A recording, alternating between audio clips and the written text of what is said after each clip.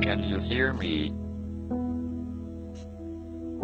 It has been a glorious time to be alive and doing research in theoretical physics.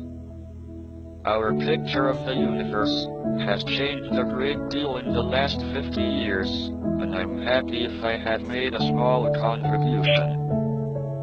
The fact that we humans, who are ourselves mere collections of fundamental particles of nature, have been able to come this close to an understanding of the laws governing us and our universe is a great triumph. I want to share my excitement and enthusiasm about this quest. So remember to look up at the stars and not down at your feet. Try to make sense of what you see and wonder about what makes the universe exist.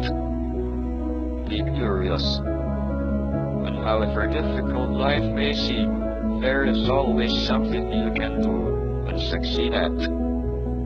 It matters that you don't just give up. Thank you for listening.